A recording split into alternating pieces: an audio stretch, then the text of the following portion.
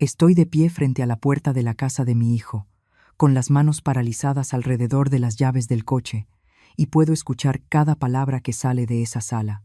La voz de Claudia, mi nuera, atraviesa la madera como un cuchillo. Ojalá la vieja se salga en una curva con esta tormenta.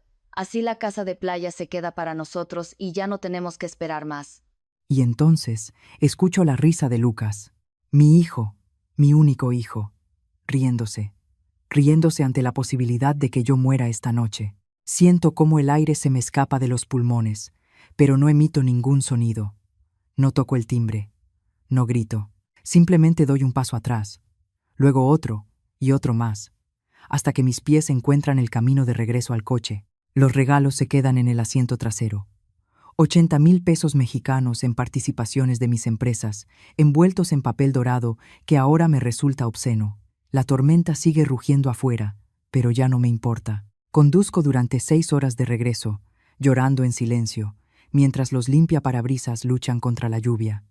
Y en ese momento me hago una promesa. Un mes después, no quedará ni rastro de su vida perfecta. Mi nombre es Yolanda. Tengo 63 años. Soy dueña de 3 empresas de importación textil que fundé desde cero hace 35 años. Todas las mañanas me despierto a las 5:30. Preparo café en la prensa italiana que compré en Milán hace 15 años y me siento en la terraza de mi casa para ver el amanecer sobre el océano. He vivido sola durante 8 años desde que quedé viuda. Mi esposo, Ernesto, murió de un infarto masivo un domingo por la tarde, mientras regaba las plantas del jardín. Cayó entre las hortensias blancas que tanto amaba. No hubo tiempo para despedidas. No hubo últimas palabras, solo el silencio brutal de un corazón que dejó de latir. Lucas tenía 27 años entonces. Lloró en el funeral, pero 3 meses después ya me preguntaba cuándo iba a vender la casa, cuánto había dejado su padre, si las empresas ahora eran únicamente mías. Yo lo justifiqué. Pensé que era duelo. Pensé que era su manera de procesar la pérdida. Qué estúpida fui. Pero mi historia con el abandono empezó mucho antes. Cuando yo tenía 12 años, mi madre se fue de la casa sin explicación. Dejó una nota sobre la mesa de la cocina que decía: «Ya no puedo más». Eso fue todo. Mi padre se volvió un hombre silencioso que tomaba whisky todas las noches frente a un televisor apagado. Yo aprendí a cocinar, a limpiar, a sobrevivir. Aprendí que la gente se va. Aprendí que no se puede confiar en nadie para que se quede. Y aprendí, sobre todo, a no necesitar a nadie. Por eso construí mi propio imperio. Por eso me convertí en alguien que nunca dependería de nadie más. Pero con Lucas era diferente. Era mi hijo, mi sangre. Yo creí que eso significaba algo. Creí que el amor de una madre era irrompible, incluso cuando venía solo de un lado. Los primeros años fueron perfectos. Lucas era un niño dulce y cariñoso, que me abrazaba antes de dormir y me decía que yo era la mejor mamá del mundo. Su padre lo adoraba. Jugaban fútbol los sábados por la mañana. Construían cosas juntos en el garaje. Éramos una familia de verdad. O eso era lo que yo creía. Después de la muerte de Ernesto, todo cambió lentamente. Como cuando una planta se marchita sin que te des cuenta hasta que ya es demasiado tarde. Lucas empezó a alejarse. Cancelaba cenas. No contestaba las llamadas. Siempre tenía pretextos. Yo me decía que era normal, que era un hombre adulto construyendo su propia vida. Pero, muy en el fondo, una parte de mí sabía que algo estaba roto. Y aún así, seguí dando. Seguí siendo la madre que lo resuelve todo, que lo paga todo, que lo perdona todo. Conoció a Claudia hace 4 años en una conferencia de negocios. Ella trabajaba en el departamento de eventos del hotel. Era bonita, segura de sí misma, con esa sonrisa que parece genuina hasta que aprendes a ver lo que hay detrás. La primera vez que la vi, algo se me retorció en el estómago. Una intuición, pero la ignoré. Lucas parecía feliz, parecía enamorado, y yo solo quería verlo feliz. En la cena de presentación, Claudia me preguntó por mis empresas con un interés que me pareció halagador. Quería saber cómo había empezado, cuántos empleados tenía, si yo era dueña de propiedades. Respondí con orgullo, creyendo que por fin tenía una nuera que valoraba el trabajo duro. Qué ingenua, qué terriblemente ingenua. La boda fue íntima. Fue en la casa de playa que tengo en la costa de Veracruz. Claudia insistió en que fuera ahí. Dijo que era el lugar más hermoso que había visto en su vida, que soñaba con casarse frente al mar. Yo pagué todo. Claro, el banquete, las flores, el fotógrafo, la música. En total, 440,000 pesos mexicanos. Lucas ni siquiera me dio las gracias. Claudia sí, pero ahora recuerdo cómo sus ojos recorrían cada rincón de esa casa, como si estuviera calculando su valor. Después de la boda, comenzaron las visitas frecuentes, siempre con algún pretexto. Querían pasar el fin de semana. Necesitaban descansar del estrés de la ciudad. Extrañaban el sonido de las olas. Yo me sentía feliz de tenerlos cerca. Yo les preparaba sus comidas favoritas, les lavaba las sábanas, me aseguraba de que tuvieran todo lo que necesitaban. Me convertí en la anfitriona de mi propia casa, y ellos se volvieron los huéspedes permanentes que nunca terminaban de irse. Luego empezaron los favores, pequeños al principio. Claudia me pidió que le prestara dinero para un curso de marketing digital, 60,000 pesos que nunca me devolvió. Lucas necesitaba ayuda para el enganche de un coche nuevo, porque el suyo se había descompuesto. 160,000 pesos que me pagaría en cuanto cerrara un trato. El trato nunca se cerró. Luego vino el departamento. Vivían en un lugar modesto en el centro, pero Claudia se quejaba constantemente del ruido, de los vecinos, de que no había suficiente espacio. Un día, durante una comida en mi casa, soltó el comentario como si nada. Yolanda, vi un departamento precioso en una zona residencial. Es perfecto para nosotros, pero la renta está un poco alta, 300,000 pesos al año. Si tan solo pudiéramos pagarlo, me miró con esos ojos de cachorrito abandonado. Y yo, como la tonta que era, dije que sí, que pagaría la renta del primer año solo para ayudarlos a acomodarse. Un año se convirtió en 2, luego en 3. Cada vez que mencionaba que quizá ya era hora de que ellos se hicieran cargo, Lucas me decía que estaba pasando por un momento difícil en el trabajo, que solo necesitaba unos meses más. Y yo cedía. Yo siempre cedía. La madre de Claudia apareció en escena en el segundo año del matrimonio.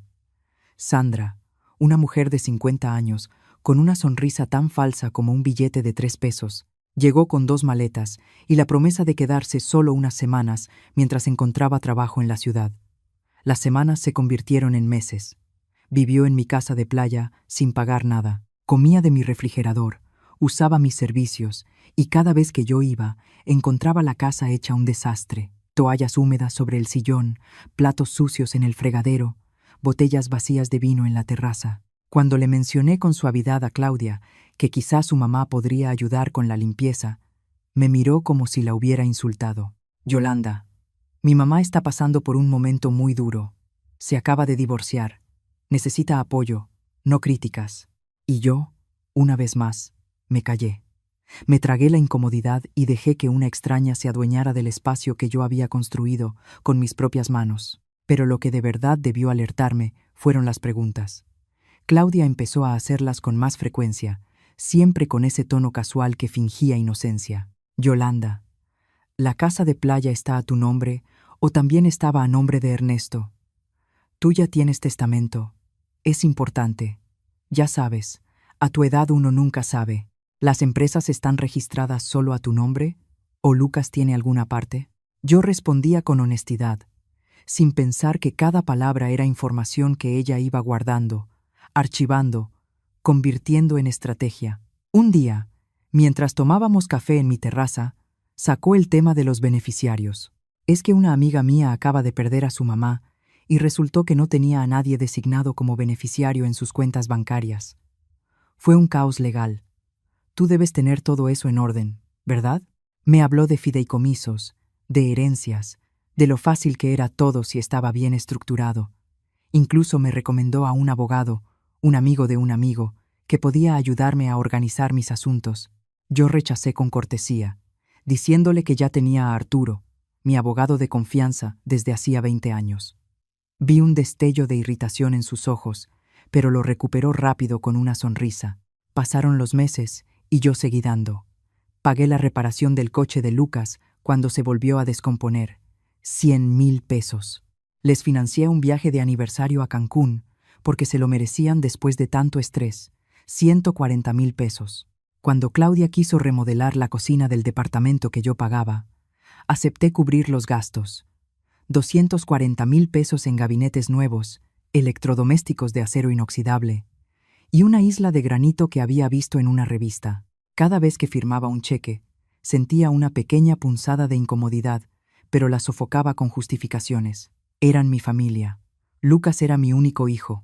Esto era lo que hacían las madres, ¿no? Cuidaban, proveían, se sacrificaban. Y si a veces yo me sentía más como un cajero automático que como una madre, bueno, quizá eso era solo mi inseguridad hablando. El verdadero momento de alarma llegó hace 6 meses.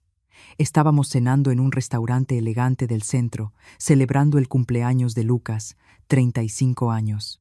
Yo había reservado la mesa con semanas de anticipación. Había elegido el vino que a él le gustaba y había llevado un regalo caro, un reloj suizo que lo había visto admirar en una vitrina meses atrás, 80,000 pesos mexicanos. Durante la cena, Claudia mencionó como si nada que habían estado viendo casas para comprar. Ya es momento de tener algo propio. Ya sabes, no podemos rentar para siempre.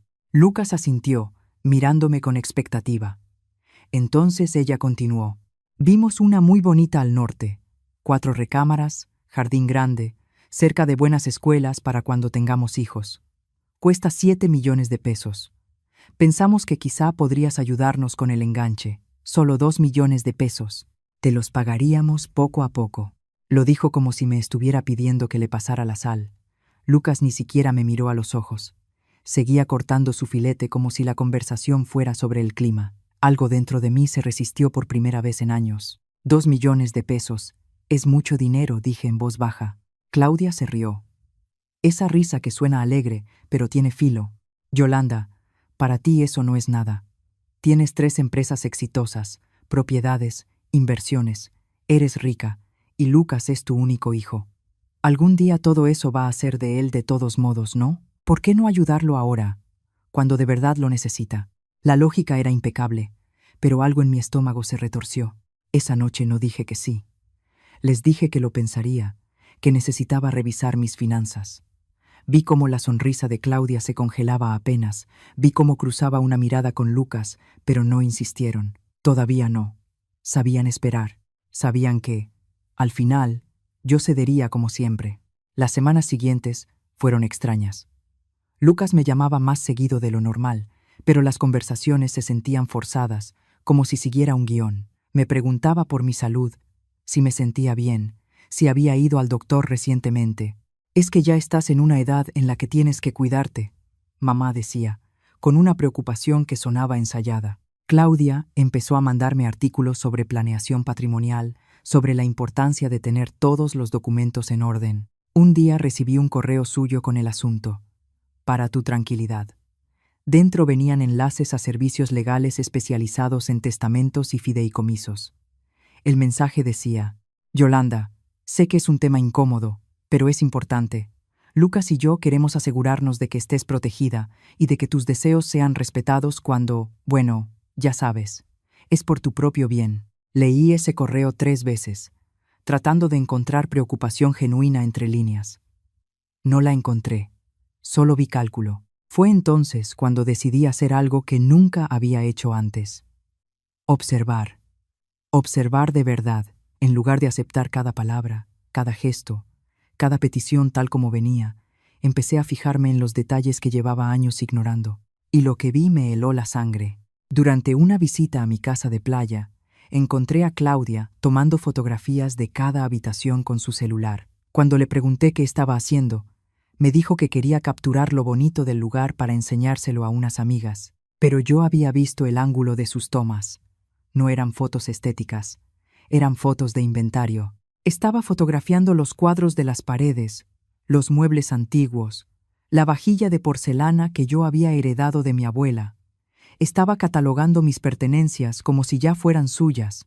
Esa noche, mientras ella y Lucas dormían en el cuarto de visitas, entré en silencio a la sala y revisé su teléfono, que había dejado cargando sobre la mesa. Sé que fue una invasión a su privacidad, pero algo dentro de mí me estaba gritando que lo hiciera. Encontré una carpeta titulada Casa de Playa y Briega. Dentro había más de 200 fotografías, cada rincón, cada objeto de valor, cada detalle arquitectónico. Y lo peor de todo, había notas. Notas sobre el valor estimado de los muebles, sobre cuánto podría valer la propiedad en el mercado actual, sobre qué cosas se podían vender de inmediato y cuáles convenía conservar. El corazón me latía tan fuerte que pensé que me iba a delatar. Dejé el teléfono exactamente donde estaba y regresé a mi habitación. No pude dormir esa noche. Me quedé mirando el techo, escuchando el sonido de las olas, preguntándome en qué momento mi hijo dejó de verme como su madre y empezó a verme como su futura herencia. Recordé cada cumpleaños, cada Navidad, cada abrazo que ahora se sentía contaminado por una agenda oculta. Cuántas de sus sonrisas habían sido genuinas. Cuántas veces me dijo, «Te quiero», mientras en su cabeza calculaba cuánto tiempo más tendría que esperar. La náusea me subió por la garganta. Me levanté, fui al baño y vomité. Cuando me miré en el espejo, vi a una mujer de 63 años que había sido tan tonta, tan desesperada por amor, que se había permitido ser usada como un banco con piernas. Pero no dije nada. Todavía no. Una parte de mí quería estar equivocada. Quería creer que había una explicación inocente, que mi paranoia me estaba jugando una mala pasada. Así que seguí con mi vida, pero ahora con los ojos bien abiertos, y las señales seguían apareciendo, una tras otra, como piezas de un rompecabezas macabro. Lucas mencionó casualmente en una llamada que había estado investigando impuestos de herencias. «Es brutal, mamá. Te quitan casi la mitad de todo si no lo estructuras bien. Deberías hablar con un especialista». Claudia empezó a preguntarme por mis pólizas de seguro de vida. «¿Tienes seguro? ¿De cuánto?» «Es importante saberlo, Yolanda, por si te pasa algo. Tenemos que saber qué pasos seguir». Cada pregunta era una pequeña puñalada, un recordatorio de que, para ellos, yo valía más muerta que viva. Un domingo por la tarde, mientras comíamos en mi casa, Sandra, la madre de Claudia, que seguía viviendo gratis en mi propiedad de playa, hizo un comentario que me dejó paralizada. Estábamos hablando de una conocida que había fallecido recientemente, y ella dijo, «Pobrecita. Pero por lo menos sus hijos quedaron bien. Les dejó 2 casas y una buena cantidad de dinero. Eso sí es ser buena madre. Asegurarse de que los hijos no sufran cuando una ya no está». Me miró directamente mientras lo decía, con una sonrisa que fingía ser cálida, pero que ahora yo podía ver por lo que realmente era. Una presión velada. Lucas asintió con entusiasmo. «Es verdad, es lo más importante. Dejar todo bien arreglado para la familia». Claudia me tomó la mano, apretándola suavemente. «Eres una buena madre, Yolanda. Sé que cuando llegue el momento, habrás pensado en Lucas. Es tu único hijo. Al final, todo lo que has construido debería ser para él». Sentí que la habitación se encogía, que el aire se volvía denso. Me excusé diciendo que me dolía la cabeza y me fui a mi cuarto. Los escuché reír abajo. Escuché el tintinear de las copas de vino que yo había pagado, en la casa que yo había comprado, comiendo la comida que yo había preparado. Fue en ese momento cuando tomé una decisión. Llamé a Arturo, mi abogado, y le pedí que fuera a mi casa al día siguiente. Cuando llegó, le conté todo. Las preguntas constantes, las fotografías, los comentarios sobre herencias y testamentos, la presión sutil pero permanente. Arturo me escuchó con expresión seria, tomando notas de vez en cuando. Cuando terminé, se quitó los lentes y me miró con una mezcla de compasión y preocupación. «Yolanda, lo que me estás describiendo suena a una estrategia muy calculada. He visto casos así antes. Personas que se acercan a adultos mayores con recursos, se ganan su confianza, se vuelven indispensables y esperan el momento oportuno». Le pregunté qué debía hacer por ahora. «Nada drástico, pero tenemos que proteger tus bienes. Vamos a revisar tu testamento. Vamos a crear estructuras legales que impidan que alguien te manipule o te presione. Y, sobre todo, no firmes nada. No hagas promesas. No transfieras propiedades sin consultarme primero». Asentí, sintiendo por primera vez en meses que estaba recuperando algo de control. Pasaron las semanas y yo seguí actuando con normalidad. Pero cada interacción con Lucas y Claudia era ahora un ejercicio de actuación. Sonreía cuando ellos sonreían. Asentía cuando hablaban de sus planes a futuro. Evitaba cualquier conversación sobre dinero o propiedades, pero por dentro, algo se había roto de manera irreparable. Miraba a mi hijo, y ya no veía al niño que había criado, al joven que abracé cuando murió su padre. Veía a un extraño que había aprendido a manipular mi amor, a usar mi necesidad de familia como un arma contra mí. Y dolía más que cualquier cosa que hubiera sentido antes, más que la muerte de mi esposo, más que el abandono de mi madre, porque esta era una traición elegida, calculada, sostenida durante años. Entonces llegó la invitación. Lucas me llamó un miércoles por la tarde con esa voz alegre que ahora reconocía como falsa. Mamá, vamos a hacer una pequeña celebración este sábado por mi cumpleaños.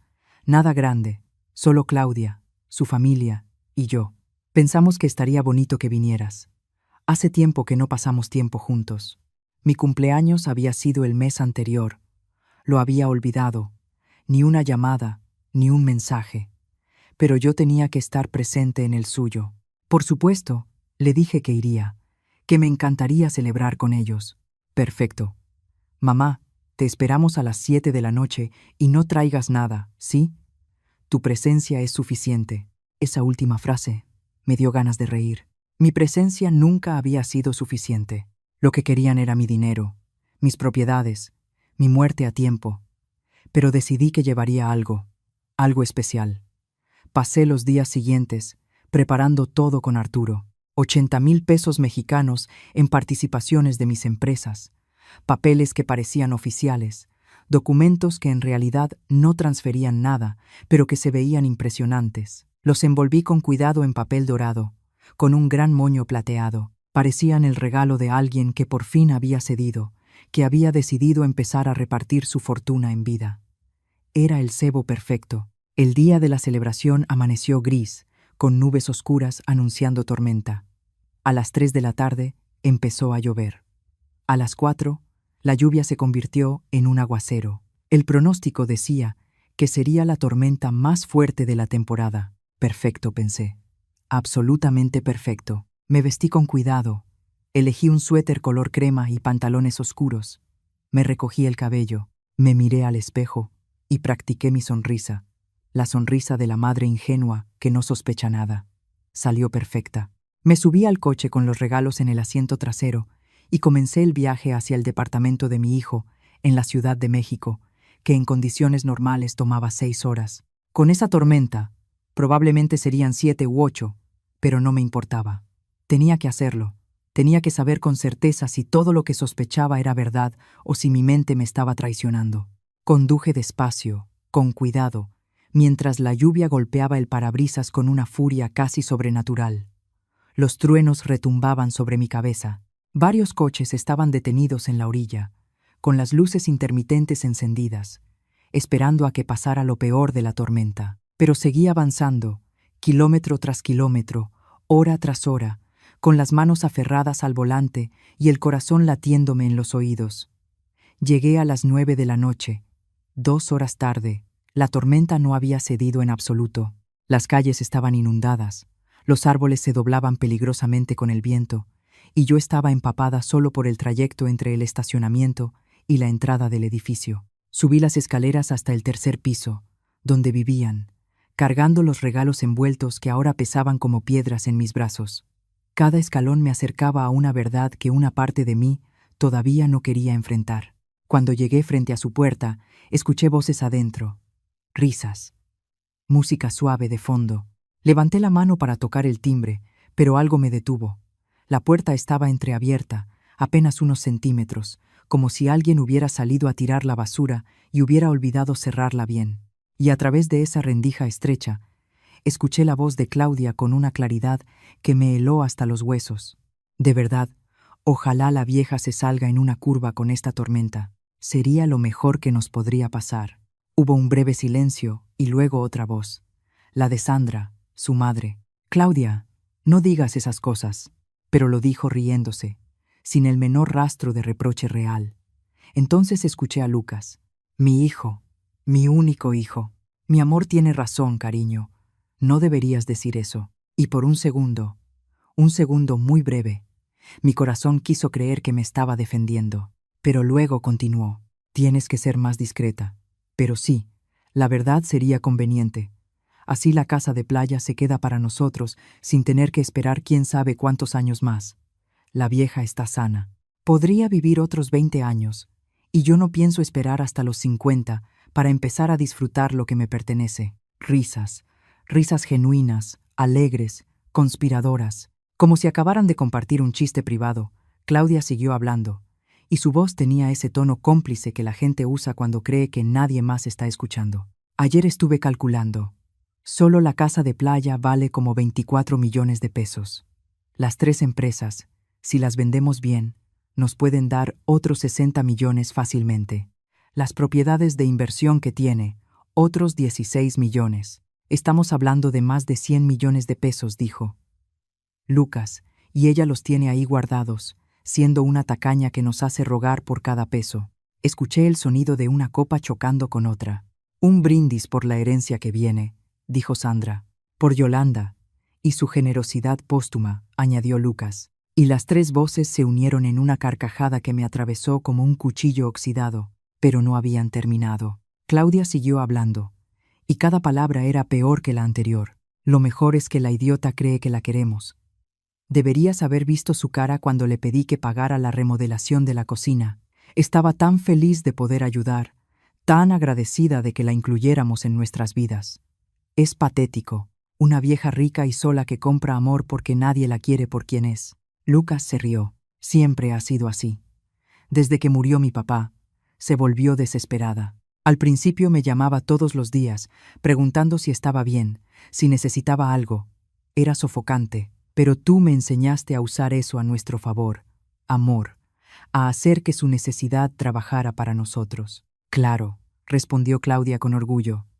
La soledad es una herramienta muy poderosa, y ella está tan sola, tan necesitada de sentirse importante en la vida de alguien, que haría cualquier cosa por mantener nuestra atención. Entonces intervino Sandra. ¿Y qué pasa si se da cuenta? ¿Si empieza a sospechar? Hubo una pausa. Luego Lucas habló con una seguridad que me destruyó. No se va a dar cuenta. Es demasiado tonta, demasiado emocional. Además, ya le hice creer que me interesan las empresas, que quiero aprender el negocio para eventualmente dirigirlo. Se tragó esa mentira completa. Cree que por fin estoy madurando, que me estoy interesando en su legado. No sabe que lo único que me interesa es venderlo todo en cuanto firme los papeles de transferencia, añadió Claudia. Y lo del testamento ya casi está listo. La he estado presionando de manera sutil. Hace 2 semanas volví a mencionar al abogado que conozco, el que podría ayudarla a organizar todo. Esta vez se mostró más receptiva. Creo que va a ceder pronto. Perfecto, dijo Lucas. Mientras más rápido tengamos todo en orden legal, mejor. Porque, honestamente, ya estoy cansado de fingir que me importa. Estoy cansado de las cenas aburridas, de escuchar sus historias repetidas, de tener que actuar como el hijo devoto. Cuando todo esto termine, voy a bloquear su número y no voy a tener que verla nunca más. El mundo se detuvo. El sonido de la lluvia desapareció. El retumbar de los truenos afuera se convirtió en silencio. Solo podía escuchar los latidos de mi propio corazón, lentos y pesados, como si cada uno costara un esfuerzo monumental. Las manos me empezaron a temblar. Los regalos se me resbalaron de los brazos y cayeron al suelo con un golpe seco. Pero adentro, nadie pareció escucharlo entre la música y sus propias voces.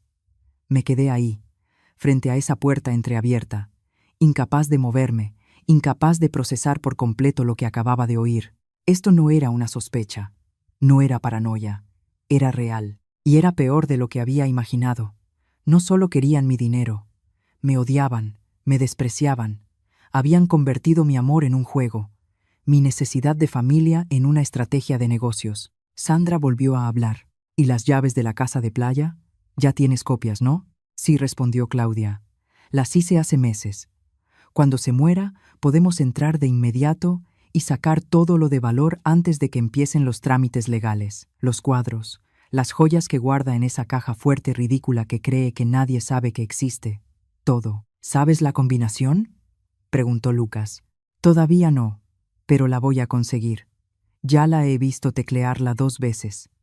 Es solo cuestión de poner atención. Risas otra vez. Risas celebrando mi futura muerte, planeando el saqueo de mi vida como si fuera botín de guerra. Lo único que me molesta, dijo Lucas, es que no podamos acelerar el proceso. Tenemos que esperar a que la naturaleza siga su curso. Bueno, dijo Claudia con un tono juguetón. Hay formas de ayudar a la naturaleza. El estrés, por ejemplo. Si la presionamos lo suficiente, si la mantenemos ansiosa y preocupada, su salud podría deteriorarse más rápido. Diabólico, dijo Lucas, pero sonaba complacido. Por eso te amo. No recuerdo haber tomado la decisión consciente de moverme. Mis piernas simplemente empezaron a retroceder. Un paso, luego otro, alejándome de esa puerta, de esas voces, de esa realidad que acababa de destruir lo poco que quedaba de mi corazón. Bajé las escaleras como en trance. Salí del edificio y crucé el estacionamiento bajo la lluvia torrencial. El agua me empapó por completo, pero no lo sentí. No sentía nada, salvo un enorme vacío negro que se extendía dentro de mí como un abismo sin fondo. Llegué al coche, me senté en el asiento del conductor y me quedé ahí, mirando cómo la lluvia golpeaba el parabrisas. Los regalos seguían en el asiento trasero, 80,000 pesos mexicanos en participaciones, envueltos en papel dorado y ahora convertidos en evidencia de mi propia ingenuidad. Giré la llave, encendí el motor y comencé el viaje de regreso. 6 horas otra vez, 6 horas manejando en medio de la peor tormenta del año. Pero ya no me importaba si el coche derrapaba, si me salía del camino, si un árbol caía sobre la carretera. Una parte de mí deseaba que algo así ocurriera. Sería más fácil que enfrentar el resto de mi vida, sabiendo lo que ahora sabía, pero sobreviví. Llegué a casa a las 4 de la mañana, completamente exhausta, empapada hasta los huesos, temblando no solo de frío, sino de algo mucho más profundo. Me quité la ropa mojada, me metí a la ducha y dejé que el agua caliente corriera sobre mí mientras lloraba. Lloré por el hijo que había perdido, o quizá por el hijo que nunca tuve realmente. Lloré por los años desperdiciados, por el dinero regalado, por el amor entregado sin ser correspondido. Lloré por la mujer tonta que había sido, que había confundido manipulación con cariño, que había estado tan desesperada por no estar sola que se había dejado usar de la forma más vil. Cuando salí de la ducha, me miré en el espejo. Tenía los ojos rojos, hinchados.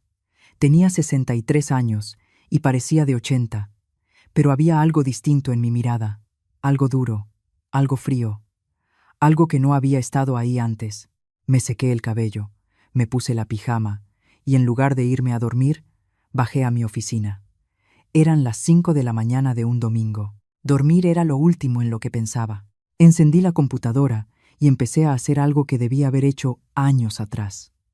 Revisar cada transacción, cada pago, cada regalo, cada préstamo que le había dado a Lucas y a Claudia desde que se conocieron.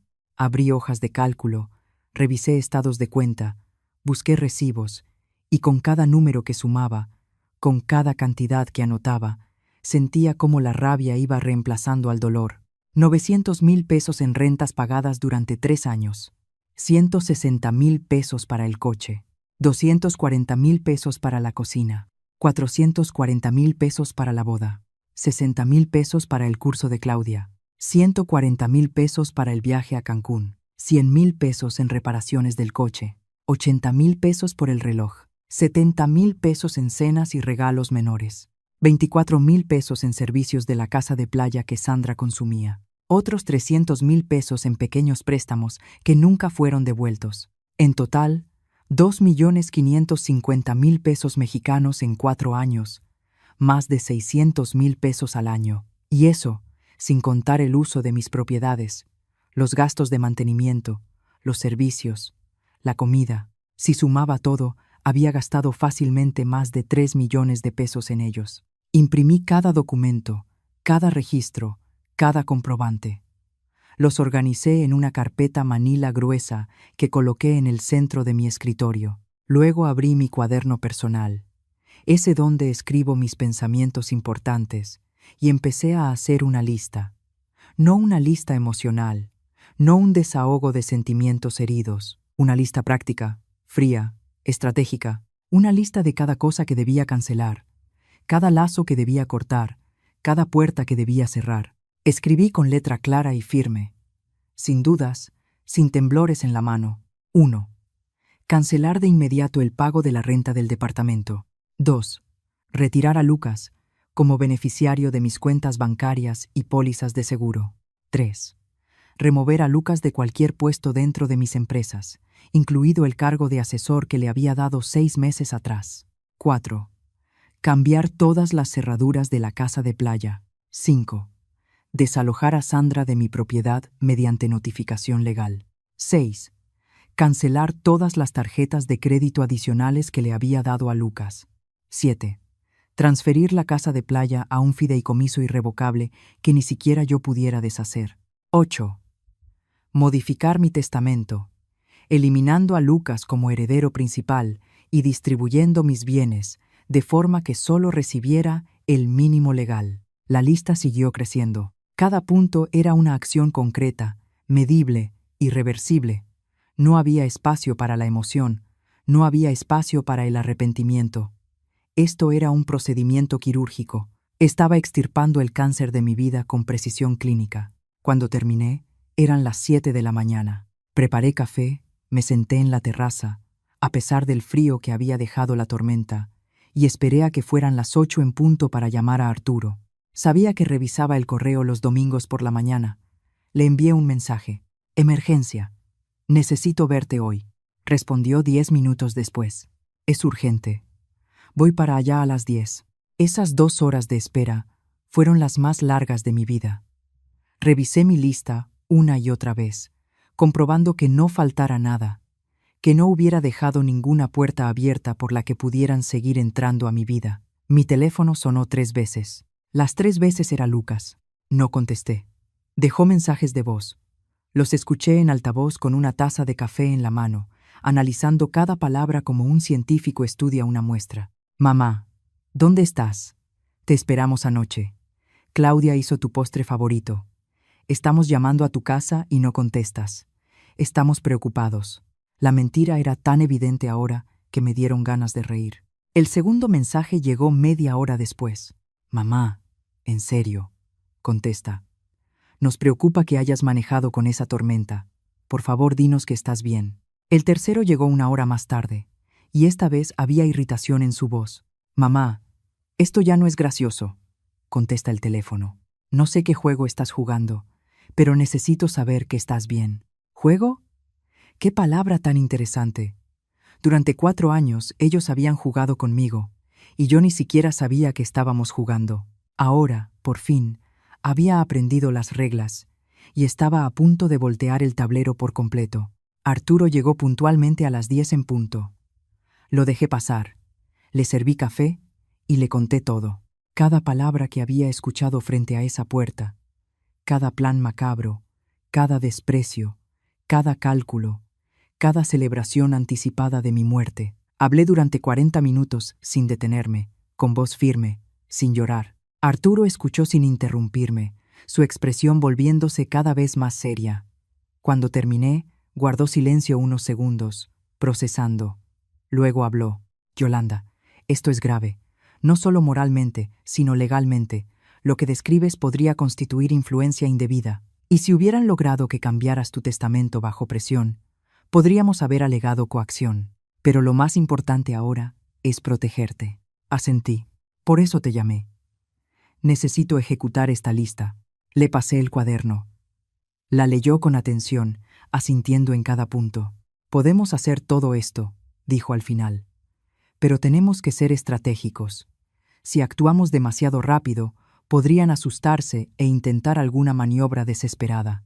Si actuamos demasiado lento, les damos tiempo para planear una respuesta. Propongo lo siguiente. Hoy redactamos los nuevos documentos. Mañana, a primera hora, yo mismo me encargo de las notificaciones legales. Cancelamos los pagos para que queden efectivos al final de este mes, en 3 días.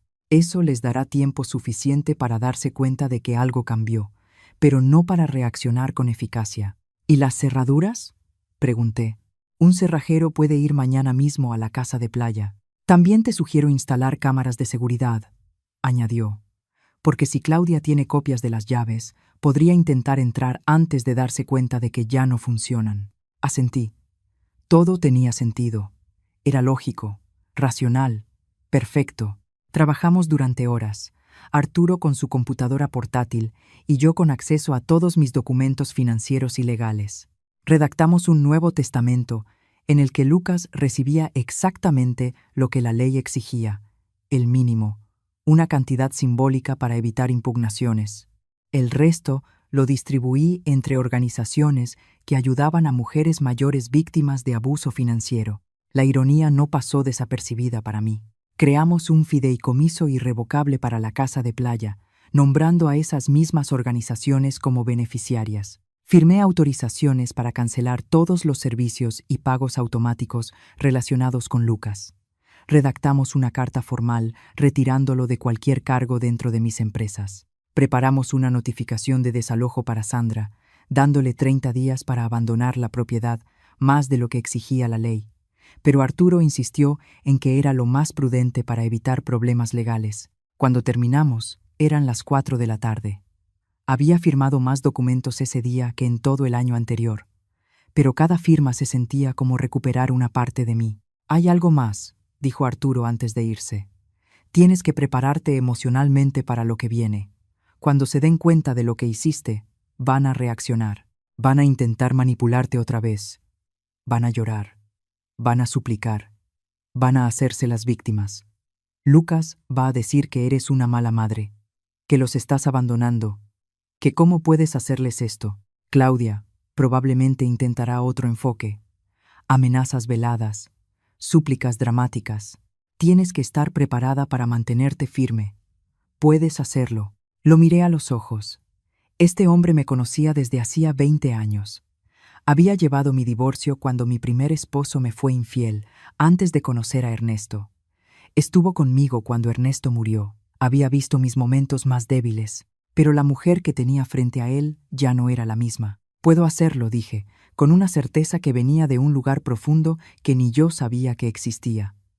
Ya no soy la mujer que era hace una semana. Esa mujer murió frente a esa puerta anoche. La que queda no tiene paciencia para las mentiras. Arturo se fue, y yo me quedé sola en mi casa, rodeada de silencio. Mi teléfono había sonado 20 veces más durante el día. Lucas, Claudia, incluso Sandra. No contesté ni una sola llamada. Los mensajes de voz habían pasado de una preocupación fingida a una irritación apenas disimulada. El último, de Claudia, decía: «Yolanda, no sé qué te pasa, pero esto es ridículo. Lucas está muy alterado. Cancelaste su cumpleaños sin siquiera avisarnos. Lo mínimo que puedes hacer es dar una explicación». Lo mínimo que puedo hacer. Qué concepto tan interesante. Durante 4 años hice el máximo. Di todo, pagué todo, perdoné todo, y ellos tomaron cada cosa como si les perteneciera por derecho, sin gratitud, sin amor, sin siquiera el respeto más básico. Ahora, por fin, iba a hacer lo mínimo. Y lo mínimo era exactamente nada. Esa noche dormí mejor de lo que había dormido en años. No soñé, no me desperté a las 3 de la mañana pensando en lo que había perdido. Dormí profundamente, como duerme alguien que por fin ha tomado una decisión de la que no se va a arrepentir. Me desperté a las 6, preparé café, me senté en la terraza y vi salir el sol sobre el mar. El cielo estaba despejado después de la tormenta.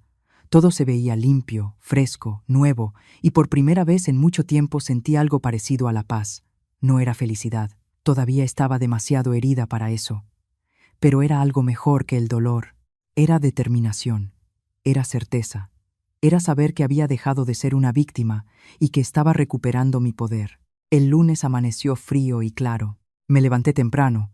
Me vestí con un traje gris perla que siempre me había hecho sentir profesional y en control, y me dirigí a mi oficina principal en el centro. Tenía reuniones programadas con los directivos de mis 3 empresas, no para hablar de Lucas, sino para asegurarme de que todos supieran que ya no tenía ninguna autoridad ni acceso a información confidencial. En la reunión de las 9 de la mañana, con los 5 principales gerentes sentados alrededor de la mesa de juntas, fui directo al punto. Con efecto inmediato, Lucas ya no forma parte de esta organización bajo ninguna circunstancia.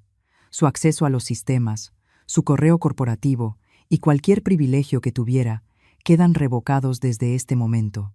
Si intenta obtener información o hacer solicitudes en mi nombre, deberán contactarme directamente para verificar.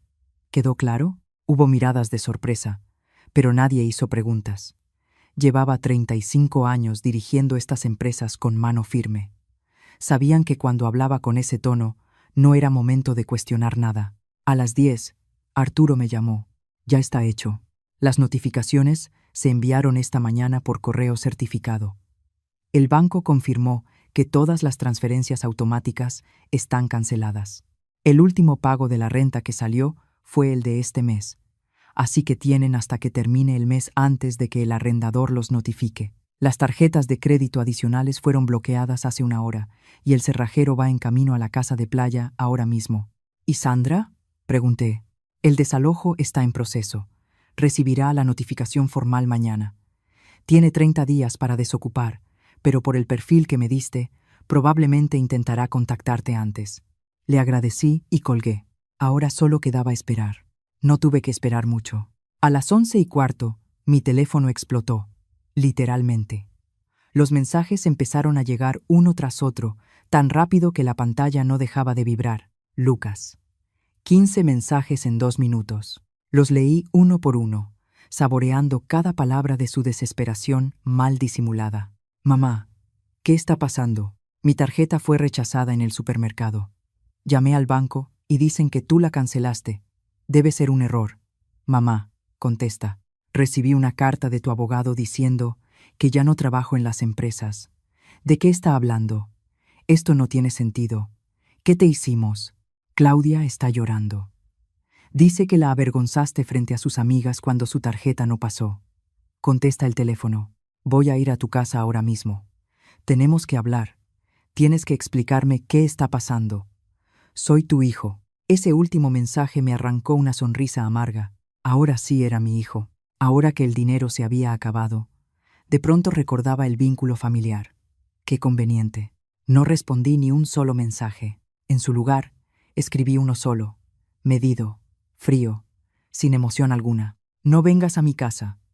No tenemos nada de qué hablar. Todo lo que necesitas saber está en las cartas de mi abogado. Respétalas. Enviar. Bloquear número. Bloqueé también el número de Claudia. Aunque todavía no me había escrito, bloqueé el de Sandra de forma preventiva. Y luego, por si acaso, cambié mi número principal y solo se lo di a 5 personas. Arturo, mis 3 gerentes de confianza y mi médico. El resto del mundo, incluido mi hijo, quedó fuera. Pasó una hora, luego otra. A la 1 de la tarde, recibí una llamada de la recepcionista del edificio donde están mis oficinas. Señora Yolanda, hay un joven aquí que dice ser su hijo y que necesita verla con urgencia. Se ve muy alterado. ¿Le doy acceso? No respondí con firmeza. Y si vuelve, llame a seguridad. He dejado instrucciones claras de que no quiero tener contacto con él. Hubo un silencio sorprendido al otro lado de la línea. Entendido, señora. Colgué y seguí trabajando como si nada hubiera pasado. Revisé contratos, firmé autorizaciones, hice llamadas a proveedores. La vida continuó. El mundo siguió girando, y resultó que podía funcionar perfectamente sin ser el banco personal de un hijo ingrato. A las 3 de la tarde, al salir de mi última reunión del día, encontré a Lucas esperándome en el estacionamiento de la empresa. De algún modo había logrado entrar, probablemente convenciendo a algún empleado que no conocía las nuevas instrucciones. Estaba junto a mi coche, con los brazos cruzados y una expresión que oscilaba entre la furia y algo que podría haberse confundido con angustia si yo no supiera la verdad. Mamá, dijo, al verme acercar, tenemos que hablar. No puedes simplemente ignorarme. Me detuve a unos 3 metros de él, manteniendo la distancia, sujetando con fuerza mi bolso. No tengo nada de qué hablar contigo, Lucas. ¿Qué? ¿Por qué haces esto? ¿Qué hicimos mal? Su voz sonaba genuinamente confundida, como si de verdad no tuviera idea. Era mucho mejor actor de lo que pensé, o quizás se había convencido por completo de su propia mentira. El sábado, dije, con voz tranquila, manejé 6 horas bajo la peor tormenta del año para ir a tu cumpleaños. Llegué a tu puerta a las 9 de la noche, empapada, cargando regalos. 80,000 pesos mexicanos en participaciones, envueltos como si fueran una bendición. Iba a tocar el timbre. Vi cómo su rostro empezaba a cambiar, cómo el color se le iba poco a poco. Pero la puerta estaba entreabierta. Continué. Y escuché todo. Cada palabra, cada risa, cada plan, cada celebración anticipada de mi muerte. Escuché a tu esposa desear que me saliera de una curva. Y te escuché a ti reír con ella. Hablar de cuánto vale mi casa de playa. De lo ansioso que estás porque me muera para vender mis empresas y bloquear mi número para no volver a verme jamás. El silencio que siguió fue absoluto. Lucas abrió la boca, la cerró, la volvió a abrir. No salió ninguna palabra. Su rostro pasó del shock a algo que podría haber sido vergüenza, si fuera capaz de sentirla. Mamá, estábamos bromeando, dijo al fin. Su voz sonó débil, poco convincente incluso para él mismo. No respondí con firmeza. No estaban bromeando. Tenían cálculos precisos. 24 millones por la casa de playa, 60 millones por las empresas y 16 millones por otras propiedades. Más de 100 millones de pesos. Eso no es una broma, es un plan. Esos no son números que se inventan para una broma. Son números que alguien investigó, calculó y planeó. Y las copias de llaves que Claudia hizo de mi casa, y los planes para vaciar mi caja fuerte antes de que empezaran los trámites legales, todo eso requiere premeditación, no humor. Lo vi buscar otra excusa, otra mentira, otro ángulo. No había ninguno. Lo tenía completamente atrapado. Mamá, quizá malentendiste. No malentendí nada, lo interrumpí. Estuve 10 minutos frente a tu puerta. Escuché todo con absoluta claridad, y luego me fui en silencio. Manejé otras 6 horas de regreso y tomé decisiones. Decisiones finales e irreversibles. No puedes hacer esto, dijo, y la furia empezó a reemplazar a la falsa contrición. Soy tu hijo. Tienes obligaciones conmigo. Mis obligaciones contigo terminaron cuando cumpliste 18 años, respondí con calma. Todo lo que hice después fue por mi propia voluntad, y esa voluntad se acabó. Tienes trabajo, tienes esposa, tienes 2 manos y un cerebro funcional. Sobrevive con eso, como el resto del mundo. Nos vas a dejar en la calle, alzando la voz. La renta que tú pagas es lo único que nos permite vivir donde vivimos. Entonces consigan un departamento más barato, o un mejor empleo, o dile a tu esposa que trabaje tiempo completo, en lugar de planear cómo robar a su suegra. Tus problemas financieros dejaron de ser mi responsabilidad en el momento en que decidiste que yo valía más muerta que viva. Las palabras salieron frías, duras, sin una pizca de duda. Y con cada frase vi cómo él comprendía que algo fundamental había cambiado, que la madre manipulable que conocía ya no existía. ¿Y la casa de playa?, preguntó, ahora con desesperación evidente. Siempre dijiste que algún día sería mía. Mentí, dije simplemente. O mejor dicho, cambié de opinión. La casa de playa ahora está en un fideicomiso irrevocable. Ni siquiera yo puedo deshacerlo. Cuando muera, irá a organizaciones que ayudan a mujeres mayores víctimas de abuso financiero por parte de sus familias. Me pareció apropiado. Vi algo romperse en su expresión. Ya no era confusión ni vergüenza. Era pura rabia. Eres una vieja amargada, escupió. Siempre lo fuiste. Papá me lo decía. Decía que eras controladora, que usabas el dinero para manipular a la gente, que nunca supiste amar de verdad. Esas palabras deberían haber dolido.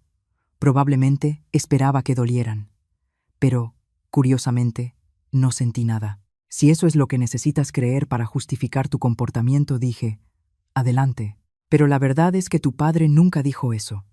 Tu padre me amó hasta su último aliento, y yo lo amé a él, y te amé a ti más de lo que jamás mereciste. Pero ese amor se acabó frente a tu puerta la noche del sábado. Rodeé su coche, desbloqueé el mío con el control, y me subí. Golpeó la ventana. No hemos terminado de hablar, gritó. Bajé la ventanilla solo unos centímetros. Sí, ya terminamos de hablar, de relacionarnos, de todo. Si intentas contactarme otra vez, si te presentas en mi casa o en mi oficina, llamaré a la policía.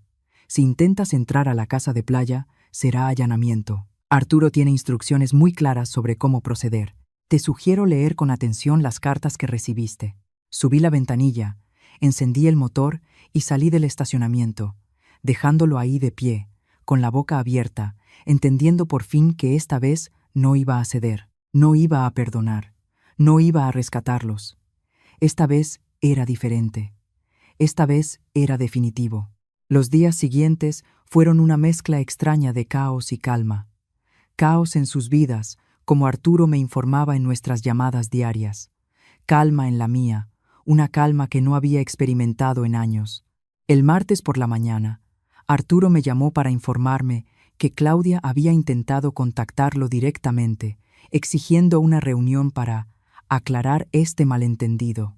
Él le respondió con cortesía que no había nada que aclarar, que todas las decisiones eran finales y que cualquier comunicación futura debía hacerse por escrito. Ella gritó algo sobre demandar por promesas incumplidas antes de colgar. Que lo intente, dije con calma.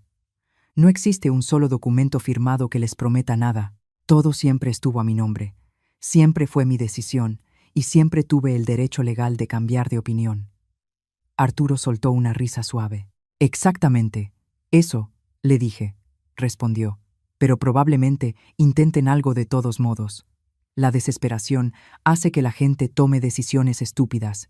El miércoles llegó con el aviso del arrendador del departamento donde vivían. La renta de ese mes había sido la última que pagué, y ahora tenían 15 días para cubrir la siguiente o iniciarían el proceso de desalojo.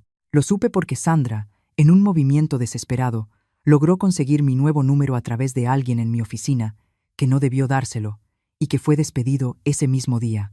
Me dejó un buzón de voz suplicante. Yolanda, por favor, piensa en lo que estás haciendo. Claudia está devastada. Lucas no puede dormir. No pueden pagar la renta sin tu ayuda. Van a perder el departamento. ¿Eso es lo que quieres? ¿Dejar a tu propio hijo en la calle? Borré el mensaje sin terminar de escucharlo. Volví a cambiar mi número. Esta vez, solo Arturo lo tenía, con instrucciones claras de filtrar cualquier comunicación estrictamente necesaria. El jueves fui a la casa de playa para supervisar la instalación de las cámaras de seguridad. El cerrajero había cambiado todas las cerraduras el lunes, y ahora un técnico estaba instalando un sistema completo de vigilancia, con 8 cámaras cubriendo cada entrada y cada ángulo de la propiedad. Al entrar, encontré señales claras de que Sandra había intentado usar sus llaves la noche anterior. Había marcas alrededor de la cerradura principal, donde evidentemente había intentado forzar la entrada al descubrir que sus copias ya no funcionaban. Las nuevas cámaras registrarían cualquier intento futuro. Mientras el técnico trabajaba, recorrí la casa lentamente, viendo cada habitación con ojos nuevos. Esa casa había sido mi refugio durante años.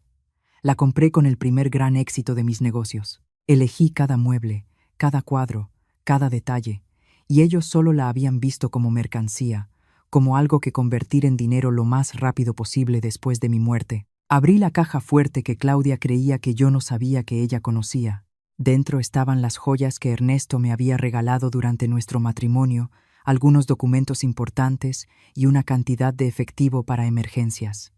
Tomé todo y lo trasladé a una caja de seguridad en el banco. No iba a darles la satisfacción de encontrar nada de valor cuando finalmente aceptaran que esa propiedad nunca sería suya. Antes de irme, me senté en la terraza frente al mar, el mismo lugar donde me casé con Ernesto, donde celebramos tantas comidas familiares, donde Lucas jugaba cuando era niño. Los recuerdos eran agridulces, momentos buenos ahora contaminados por el conocimiento de que todo había sido, en gran parte, una actuación de su parte.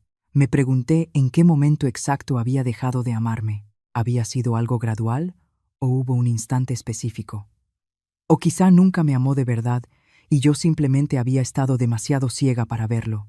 El viernes llegó con una carta de un abogado que representaba a Lucas y a Claudia. Era exactamente lo que Arturo había previsto. Una demanda por incumplimiento de promesa de herencia y por creación maliciosa de dependencia económica.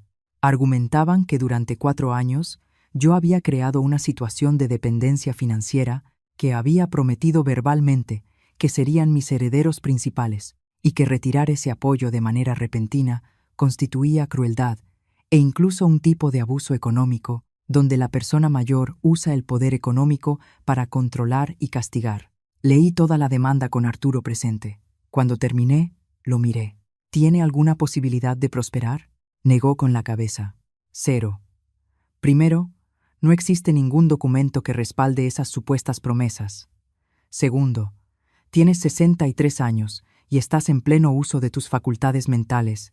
3 médicos pueden atestiguarlo si es necesario. Tercero, tienes pruebas documentadas de cada pago voluntario que hiciste, lo que demuestra que nunca hubo una obligación legal. Y cuarto, aunque no lo usaremos salvo que sea absolutamente necesario, tenemos tu testimonio de lo que escuchaste frente a su puerta, lo cual establece una causa legítima para cortar toda relación. ¿Cuánto tiempo tardará en resolverse?, pregunté. Probablemente 6 meses, hasta que un juez la deseche. Pero el solo hecho de presentarla ya les cuesta dinero que, según parece, no tienen. El abogado que los representa es de tercera. Seguramente les cobró poco porque sabe que no hay caso, pero quiere facturar horas. Es más teatro que una amenaza real. Asentí. Entonces que siga su curso. No voy a llegar a ningún acuerdo. No voy a negociar. No voy a ceder ni un centímetro. Entendido, dijo Arturo. Y percibí algo parecido a la admiración en su voz. Creo que nunca me había visto así, tan absolutamente inflexible. La verdad es que yo tampoco me había visto así antes. Era como si hubiera descubierto una versión de mí misma que había estado dormida durante décadas, esperando el momento adecuado para despertar. Ese fin de semana fue el primero en años que pasé completamente sola por elección, no por circunstancia. No hubo llamadas de Lucas pidiéndome que fuera a verlos. No hubo mensajes de Claudia sugiriendo que nos reuniéramos a comer. No hubo Sandra ocupando mi espacio, consumiendo mis recursos, ensuciando mi casa. Solo estaba yo, mi café, mis libros y el sonido del mar desde mi terraza. Leí una novela completa, algo que no hacía desde hacía meses.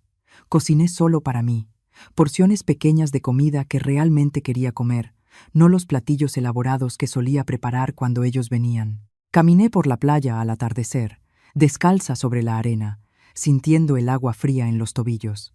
Y por primera vez en 4 años, no me sentí sola. Me sentí libre. El lunes de la semana siguiente, Arturo me informó que Lucas y Claudia habían abandonado el departamento en plena madrugada del domingo, dejándolo en condiciones deplorables. Según el arrendador, no habían pagado la renta ni dado aviso. Simplemente empacaron lo que pudieron y se fueron. El arrendador estaba furioso y hablaba de demandarlos por daños y rentas adeudadas. No es tu problema, me recordó Arturo al ver mi expresión. Ellos tomaron esa decisión. Son adultos enfrentando las consecuencias de sus actos. Tenía razón, pero hubo una pequeña parte de mí, la parte que había sido madre durante 35 años, que sintió un pinchazo, no exactamente de culpa, sino de algo parecido a la tristeza, no por lo que les estaba pasando ahora, sino por todo lo que pudo haber sido si hubieran elegido ser distintos, si me hubieran amado en lugar de codiciarme. Esa misma tarde, las cámaras de seguridad de la casa de playa captaron algo interesante. Claudia, llegando en taxi e intentando entrar por la puerta trasera. Al no lograrlo, probó las ventanas. Cuando tampoco funcionaron, dio toda la vuelta a la casa buscando algún punto de acceso. Las cámaras la captaron perfectamente. Su rostro de frustración, su lenguaje corporal agresivo, incluso el momento en que pateó la puerta con rabia antes de rendirse. Llamé a Arturo de inmediato. «Tenemos esto grabado», me dijo. «¿Quieres proceder por intento de allanamiento?» Consideré la pregunta con seriedad. Una parte de mí quería hacerlo. Quería usar todo el peso de la ley contra ella. Pero otra parte, la más sabia, sabía que eso solo prolongaría mi vínculo con ellos. «No por ahora», dije finalmente. «Pero conserva el video. Si intentan algo más, lo usaremos y enviaremos una carta certificada advirtiendo que fue grabada y que el próximo intento derivará en cargos penales». Arturo estuvo de acuerdo. A veces, la amenaza era más poderosa que la acción. 3 semanas después del incidente en la casa de playa, recibí información de una fuente inesperada. Una de las gerentes de mi empresa, Victoria, me pidió una reunión privada. Cuando entró a mi oficina, tenía una expresión incómoda. «Señora Yolanda, no sé si debería decirle esto, pero creo que tiene derecho a saberlo». Se sentó frente a mí y respiró hondo. «Mi prima trabaja en un hotel del centro. Dice que su hijo y su nuera han estado viviendo ahí desde hace 2 semanas. Al principio pagaban con una tarjeta, pero esa tarjeta fue rechazada hace 3 días. Ahora tienen una deuda de alrededor de 24,000 pesos, y el gerente está a punto de sacarlos. Están tratando de conseguir dinero, hablando con gente, pidiendo préstamos. Agradecí a Victoria la información. No me sorprendió. Sin mi apoyo financiero, sin ingresos reales propios, su caída había sido rápida y predecible. Una parte de mí se preguntó si debería sentir algo al respecto, pero al buscar dentro de mí, solo encontré un vacío donde antes había estado el amor maternal. No sentí alegría por su sufrimiento, pero tampoco compasión. Era como observar a desconocidos enfrentando problemas que ellos mismos habían creado. 2 días después, el gerente del hotel me contactó directamente. Había obtenido mis datos a través de Lucas, quien aparentemente le había dado mi nombre como garantía de que la deuda sería pagada. Señora, su hijo me aseguró que usted cubriría los gastos. Dice que hubo un malentendido familiar temporal, pero que usted es una empresaria respetable que cumple con las obligaciones de su familia. La audacia me dejó sin palabras por un momento. Incluso ahora, incluso después de todo, seguía intentando usar mi nombre, mi reputación, mi dinero. Señor, dije con voz controlada, mi hijo es un adulto de 35 años. No tengo ninguna obligación legal respecto a sus deudas. No tenía mi autorización para usar mi nombre como garantía y no pagaré un solo peso de lo que debe. Le sugiero proceder con las acciones legales que considere pertinentes contra él, no contra mí. Hubo un silencio sorprendido al otro lado de la línea. Entiendo, dijo finalmente. Lamento haberla molestado. Colgué y llamé de inmediato a Arturo para informarle. Voy a enviar una carta a ese hotel y a cualquier otra institución que identifiquemos, me dijo, dejando absolutamente claro que usted no es responsable de las deudas de Lucas. También vamos a considerar acciones por el uso fraudulento de su nombre. La situación empeoró para ellos rápidamente. El hotel los expulsó esa misma noche. Según Victoria, cuya prima seguía informándole, tuvieron que llamar a Sandra para que fuera por ellos. Ahora los 3 vivían en el departamento de 2 recámaras de una amiga de Claudia, durmiendo en bolsas de dormir en la sala. La demanda que habían presentado contra mí fue desechada en la audiencia preliminar, exactamente como Arturo había previsto. El juez fue claro. Un hijo no tiene derecho automático a la riqueza de sus padres, y el apoyo financiero voluntario puede retirarse en cualquier momento y por cualquier motivo. Fue una victoria total. Pero la victoria en los tribunales no detuvo sus intentos de contactarme. Cambiaron de estrategia. En lugar de demandas y exigencias, comenzaron con súplicas. Llegaron cartas escritas a mano a mi oficina, de algún modo esquivando mi nuevo sistema de filtros. La primera era de Lucas. 3 páginas de letra apretada. Mamá, sé que cometí errores. Claudia y yo dijimos cosas terribles esa noche. Cosas que en realidad no queríamos decir. Estábamos borrachos, estresados, diciendo tonterías sin pensar. Nunca quisimos que murieras. Nunca planeamos nada real. Solo fueron palabras estúpidas. Ese tipo de cosas oscuras que la gente dice, a veces sin sentirlas de verdad. Por favor, tienes que creerme que te amo. Eres mi madre. No puedes abandonarme así. Necesito tu ayuda. Necesito tu perdón. Necesito que volvamos a ser una familia. Leí la carta una vez. Luego la rompí en pedazos pequeños y la tiré a la basura. No había una sola palabra de verdadera responsabilidad. No había comprensión genuina de lo que habían hecho. Solo justificaciones, minimizaciones y más manipulación. La siguiente carta era de Claudia. Querida Yolanda, sé que no tengo derecho a pedirte nada después de todo, pero te escribo no por mí, sino por Lucas. Está destruido. No come, apenas duerme, llora todas las noches. La relación con su madre era lo más importante para él. Y perderla lo está matando. Sé que yo tengo la culpa de todo esto. Yo fui la que dijo esas cosas horribles. Yo fui la que lo influyó mal. Lucas es inocente. Él sí te ama de verdad. Si necesitas culpar a alguien, cúlpame a mí, pero por favor no castigues a tu hijo por mis errores. Era astuta, tenía que admitirlo. Sabía exactamente qué botones intentar presionar. La carta de la nuera, arrepentida, ofreciéndose como chivo expiatorio, apelando a mi amor maternal. Pero yo recordaba perfectamente las palabras de Lucas, sus comentarios sobre bloquear mi número, sus cálculos fríos sobre cuánto valían mis propiedades. Él no era una víctima inocente, era un participante entusiasta. Esa carta también terminó en la basura. Pasó un mes, luego otro. La primavera dio paso al verano. Yo seguí con mi vida, concentrándome en mis empresas, en mi salud, en redescubrir quién era yo, sin el peso de ser la madre explotada. Empecé a tomar clases de cerámica los martes por la tarde, algo que siempre había querido hacer y nunca había tenido tiempo. Contraté a un entrenador personal y comencé a hacer ejercicio con regularidad. Renové mi guardarropa, deshaciéndome de toda la ropa que había comprado pensando en lo que a Lucas le gustaría, en lo que impresionaría a Claudia. Compré prendas que me gustaban a mí, colores vibrantes que nunca me había atrevido a usar. Me corté el cabello con un estilo más moderno, más atrevido. Cuando ahora me miraba al espejo, veía a alguien distinta. Alguien más fuerte. Alguien que por fin se pertenecía a sí misma. Un martes de julio, mientras trabajaba en un jarrón de cerámica en mi clase, sonó mi teléfono.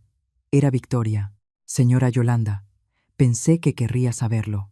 Mi prima me contó que su hijo y su nuera se están divorciando. Al parecer han estado peleando constantemente desde que perdieron el departamento. Claudia lo culpa a él por haber perdido acceso a su dinero. Él la culpa a ella por haber dicho las cosas que usted escuchó. La situación está bastante fea. Le agradecí la información y colgué. Sentí algo, por fin. No era exactamente satisfacción, aunque había un poco de eso. Era más bien una sensación de cierre. El castillo de naipes se había derrumbado por completo. Sin mi dinero, sosteniéndolos, sin el objetivo común de esperar mi herencia, no había nada real que los mantuviera unidos. Su relación había sido una sociedad comercial disfrazada de matrimonio, y cuando el negocio fracasó, la sociedad se disolvió. 2 semanas después, estaba cenando sola en un restaurante elegante frente al mar, disfrutando de langosta y vino blanco, cuando vi entrar a Sandra. Estaba con un hombre mayor, bien vestido, riéndose de algo que él decía con esa misma risa falsa que había usado conmigo tantas veces. La observé discretamente durante unos minutos. Estaba ejecutando exactamente el mismo patrón. La mujer encantadora en apuros, buscando a alguien con recursos que pudiera rescatarla. El hombre parecía completamente cautivado. Me pregunté si debía advertirle, pero decidí que no. No era mi responsabilidad salvar a todas las personas de los depredadores del mundo. Él tendría que aprender su propia lección, como yo había aprendido la mía. Terminé mi cena, pagué una cuenta generosa, dejando una propina del 30%, y salí del restaurante sin que Sandra me viera. Esa noche dormí profundamente, sin pesadillas, sin remordimientos. En agosto recibí una última comunicación, una carta certificada, esta vez solo de Lucas, sin la participación de Claudia. La letra era descuidada, las palabras estaban corridas, como si hubiera llorado mientras escribía. Mamá, este es mi último intento. Claudia me dejó. Perdí mi trabajo porque no podía concentrarme. Estoy viviendo en un departamento compartido con 3 desconocidos, durmiendo en un colchón en el suelo. No tengo nada, y sé que todo es mi culpa. No voy a mentir más, no voy a justificarme. Hice cosas terribles, dije cosas imperdonables, pensé cosas que ningún hijo debería pensar sobre su madre, y ahora estoy pagando todo. No te escribo para pedirte dinero. Sé que nunca me darás nada otra vez, y lo entiendo. Solo te escribo para decirte que lo siento, de verdad lo siento, y decirte que por fin entiendo lo que perdí. No perdí tu dinero, perdí a mi madre, y eso vale más que cualquier herencia, pero lo entendí demasiado tarde. La carta terminaba ahí, sin pedir nada, sin sugerir reconciliación alguna, solo una disculpa desnuda y cruda. La leí 3 veces. Busqué dentro de mí alguna reacción, algún impulso de perdonar, de rescatar, de volver a ser la madre que siempre había sido. Pero no encontré nada de eso. Lo que encontré fue algo distinto. Aceptación. Aceptación de que algunas cosas, una vez rotas, no pueden repararse, de que algunas traiciones son demasiado profundas para perdonarse, y de que está bien soltar, incluso cuando se trata de tu propio hijo. Doblé la carta con cuidado y la guardé en un cajón de mi escritorio. No la tiré como las otras, pero tampoco la respondí. Han pasado 6 meses desde aquella noche de tormenta frente a la puerta de Lucas. 6 meses desde que escuché las palabras que destrozaron la ilusión de familia a la que me había aferrado durante años. Y en estos 6 meses, mi vida ha cambiado de maneras que jamás imaginé posibles. No me he vuelto feliz en el sentido romántico de las películas. No encontré un nuevo amor, ni viví una transformación mágica, pero encontré algo mejor. Me encontré a mí misma, a la mujer que existía antes de ser madre, antes de definirse a través de su relación con un hijo que nunca la valoró. He recuperado mi espacio, mi tiempo, mi dinero y, más importante aún, mi dignidad. La casa de playa es solo mía ahora. Cambié los muebles de la sala, pinté las paredes de un tono coral suave que siempre me gustó, pero que nunca me atreví a usar porque Lucas decía que era demasiado llamativo. Adopté una perra de un refugio, una Golden Retriever de 8 años llamada Luna, que había sido abandonada por su familia anterior. Nos entendemos perfectamente, ella y yo. Ambas sabemos lo que es ser descartadas por quienes se suponía que debían amarnos. Caminamos por la playa todas las mañanas y por la noche se acuesta a mis pies mientras leo en la terraza. Es compañía sencilla, sin agendas ocultas. Me quiere porque la alimento y la trato bien, no porque tenga propiedades que heredar. Mis empresas prosperan sin la distracción constante de los dramas familiares, sin las interrupciones de llamadas pidiendo dinero o ayuda. He podido concentrarme por completo en el trabajo. Cerré un contrato importante con una cadena minorista europea que va a triplicar nuestras exportaciones. Ascendí a 2 de mis empleadas más talentosas a puestos directivos, mujeres jóvenes y brillantes que me recuerdan a la persona que yo era a su edad. Les pago bien, las trato con respeto, y ellas responden con lealtad y un trabajo excepcional.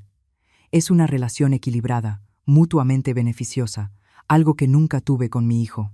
Victoria me contó hace un mes que vio a Lucas trabajando como mesero en un restaurante de comida rápida. Estaba más delgado, más envejecido, con profundas ojeras. Cuando me preguntó si quería que averiguara más detalles, le dije, no quiero saber. No es crueldad, es autopreservación. He aprendido que puedes amar a alguien durante años, darle todo lo que tienes, y aún así esa persona puede elegir traicionarte de la forma más vil. Y cuando eso ocurre, no tienes la obligación de seguir involucrada en su vida solo porque comparten sangre. La familia de sangre no es sagrada automáticamente. El respeto, el amor, la lealtad, esas cosas se ganan y se mantienen. Él perdió ese derecho. Claudia, supe, se mudó a otra ciudad con un hombre que conoció en línea. Alguien con dinero, por supuesto. Sandra desapareció por completo del radar. Probablemente encontró a su siguiente víctima. La demanda que intentaron quedó registrada en su historial legal, lo que hará más difícil que encuentren abogados dispuestos a ayudarlos si intentan algo similar con otra persona. Hay una justicia poética en eso. Las consecuencias no siempre llegan de la forma dramática que esperamos, pero llegan. Llegan despacio, en silencio, pero llegan. He pensado mucho en lo que hice mal como madre. ¿Consentí demasiado a Lucas? ¿Le di demasiado sin enseñarle el valor del trabajo? ¿Fue mi necesidad de amor lo que creó un monstruo?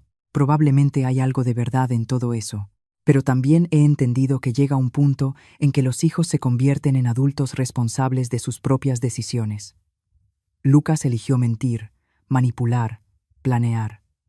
Esas fueron sus decisiones, no las mías. No puedo cargar con la culpa de sus actos para siempre. Hice lo mejor que pude con las herramientas emocionales que tenía. No fui perfecta, pero tampoco merecía lo que me hicieron. La carta que Lucas envió sigue en mi escritorio. A veces la saco y la leo de nuevo. Busco alguna señal de un cambio genuino, algún indicio de que por fin entendió. Tal vez lo entendió. Tal vez el sufrimiento lo transformó en alguien distinto, alguien capaz de un arrepentimiento real. Pero incluso si eso fuera cierto, no cambia mi decisión. El perdón no exige reconciliación. Puedo soltar el rencor sin volver a abrirle la puerta. Puedo desearle que encuentre su camino sin ser yo quien lo guíe. Esa ha sido la lección más difícil que he aprendido. Que amar a alguien no significa sacrificarse infinitamente por él. que a veces el amor más valiente es el que pone límites y los mantiene, incluso cuando duele. Cumplí 64 años el mes pasado. Lo celebré con mis empleados, con Arturo y su esposa, con algunos amigos del club de cerámica a quienes he ido conociendo. Fue una cena íntima, llena de risas genuinas, conversaciones interesantes, personas que están en mi vida porque quieren estar, no porque necesitan algo de mí. No hubo regalos extravagantes ni grandes gestos, solo buena comida, buen vino y, sobre todo, mejor compañía. Y cuando regresé a casa esa noche, con Luna esperándome en la puerta, moviendo la cola, me di cuenta de que, por primera vez en años, me sentía completa, no por lo que tenía, sino por todo lo que había soltado. El testamento permanece tal como lo redacté con Arturo. La mayor parte de mi patrimonio irá a organizaciones que ayudan a mujeres mayores, a refugios de animales y a programas educativos para jóvenes emprendedoras. Lucas recibirá su legado nominal, el mínimo indispensable para evitar una demanda, y ni un peso más es suficiente para que no pueda alegar que fue desheredado injustamente, pero ni remotamente cercano a lo que habría recibido si las cosas hubieran sido distintas. Si hubiera sido el hijo que yo creí que era, si me hubiera amado como yo lo amé, pero no fue así. Y estas son las consecuencias de sus decisiones. A veces, cuando camino por la playa al atardecer con Luna corriendo delante de mí, persiguiendo gaviotas que nunca va a atrapar, pienso en la ironía de todo esto. Querían que yo muriera para quedarse con mi dinero, pero al intentar acelerar ese proceso, revelando sus verdaderas intenciones, lo perdieron todo mucho antes de mi muerte. Se destruyeron a sí mismos con su propia avaricia. En realidad, yo no tuve que hacer mucho. Solo dejé de sostenerlos, dejé de rescatarlos, dejé de permitir que me usaran. La gravedad hizo el resto. Sin mi dinero como colchón, sin mis contactos como red de seguridad, cayeron rápido y duro. Y aunque no me alegra su sufrimiento, tampoco me siento culpable por ello. Sembraron vientos y cosecharon tempestades, como dice el dicho. He aprendido que la soledad que tanto temía no es tan terrible como pensaba. De hecho, hay una enorme diferencia entre estar sola y sentirse sola. Durante años estuve rodeada de familia y me sentía profundamente sola, utilizada, invisible, salvo por lo que podía dar. Ahora estoy sola la mayor parte del tiempo y me siento más acompañada que nunca. Me tengo a mí misma, tengo mi integridad intacta, tengo mi autorrespeto recuperado. Y resulta que eso basta, más que suficiente. Es todo. No sé qué le depara el futuro a Lucas. Deseo sinceramente que encuentre un camino para convertirse en una mejor persona, que aprenda de esto, que crezca, que algún día sea capaz de relaciones genuinas basadas en el amor real y no en el interés material. Pero ese es su camino, no el mío. Yo ya hice mi parte. Lo crié, lo alimenté, lo eduqué. Le di oportunidades. Ahora debe vivir con esas decisiones, como todos debemos vivir con las nuestras. En cuanto a mí, sigo adelante. Cada día es un poco más ligero que el anterior. El dolor se ha convertido en una cicatriz, presente, pero ya no sangra. Y he descubierto algo sorprendente. La vida después de los 60, después de la traición, después de soltar todo aquello que creías que definía tu existencia, puede ser extraordinariamente buena. Puede ser tuya de una manera que nunca antes fue. Y esa libertad, esa propiedad absoluta de tu propia vida, no tiene precio. Vale más que cualquier casa de playa, más que cualquier empresa, más que todo el dinero que ellos codiciaron. Vale todo. Gracias por escuchar mi historia hasta el final. Si alguna vez te han hecho sentir que solo vales por lo que das, te abrazo desde aquí. Si esta historia te tocó el corazón, dale like, suscríbete a Bóveda, Historias de las Abuelas, y cuéntame en los comentarios. ¿Tú habrías perdonado a Lucas o también habrías cerrado la puerta para siempre? Y dime, ¿desde dónde nos estás escuchando hoy?